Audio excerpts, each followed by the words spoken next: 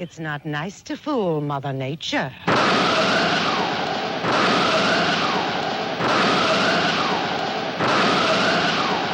I will never disparage inaccurate predictions made by science fiction writers who grew up by candle and kerosene in the 19th century. The greats, including Mary Shelley, Jules Verne, and H.G. Wells, had very little relevant science to go by. That being said, they still managed to get a few things right, which is quite an accomplishment. I believe that H.G. Wells was the first writer to introduce the theory of anti-gravity in science fiction in his 1901 book, First Men in the Moon. In the story, a scientist creates cavorite, a metal that shields against gravity, more like a gravity blocker. Since then, thousands of writers have used anti-gravity theory in devices in novels, stories, movies, and TV shows. Needless to say, Shelley's Frankenstein is one of the most famous novels of all time, and quite possibly holds the record for TV and film adaptations. It is as relevant today as the time it was published in 1818, over 200 years ago. While the 1950s saw dozens of giant creature features starring colossal insects and mega monsters mutated by nuclear radiation, the 1970s replaced radiation for pollution and ushered in an amusing era of overgrown critters with schlock B-movie director Bert I. Gordon leading the pack. But Gordon's success in this sci-fi subgenre owes its entire existence to one man, late 19th century, early 20th century science fiction master H.G. Wells.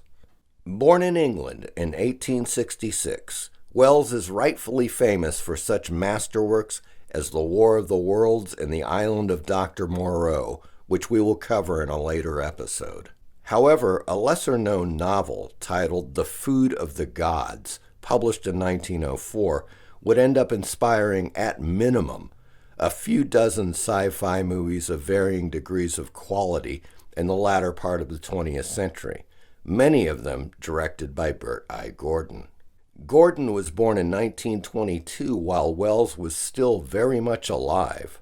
He was no doubt inspired by the British author's novels, and in particular, Wells' The Food of the Gods. Gordon was also obsessed with giant monsters, as evidenced by his first feature films, including King Dinosaur in 1955, The Cyclops, 1957, Amazing Colossal Beast, 1957, and others. But it wasn't until 1965 that Gordon made his first adaptation of Wells' The Food of the Gods in the form of a teensploitation flick called Village of the Giants, starring Tommy Kirk, Ron Howard, Beau Bridges, and the titillating Joy Harmon. Bert I. Gordon soon earned the title of Mr. Big. In the film, a nerdy kid called Genius creates a growth compound that results in gigantic animals.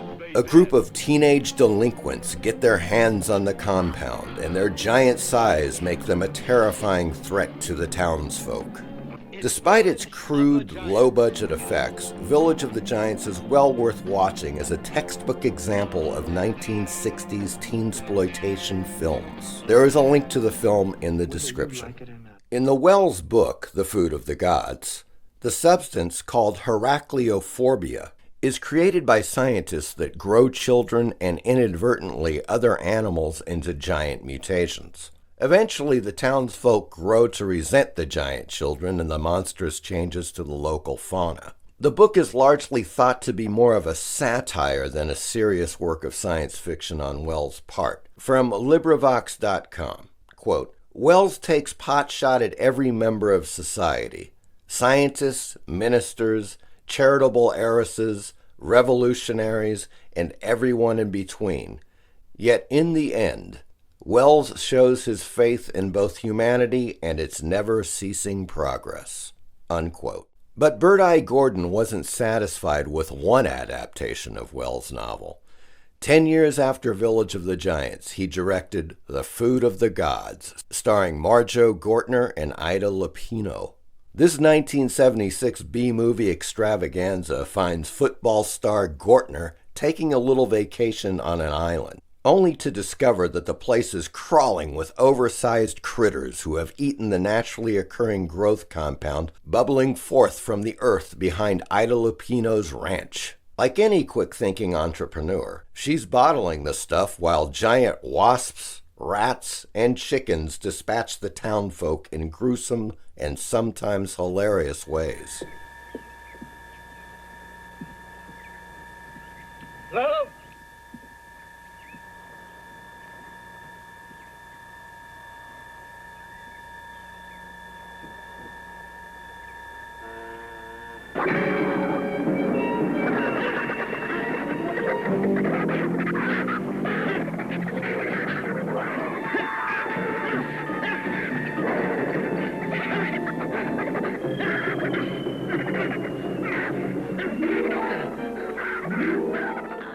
A bacteriologist, played by Pamela Franklin, arrives on the scene and discovers that the sticky compound, or goo, has properties never seen before in science.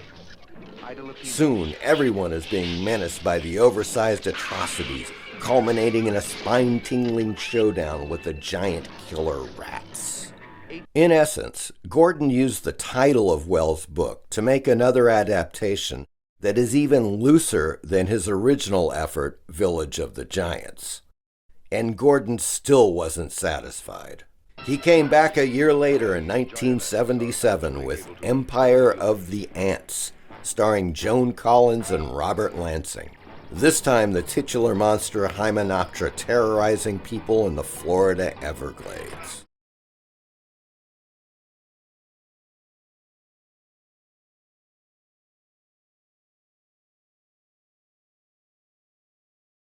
This was the last giant creature feature that Bert I. Gordon ever made, and while it is loaded with 70s schlock, once again it's worth seeing if only for the comedic value and as another good example of 1970s nature gone wild animals on the Rampage flicks.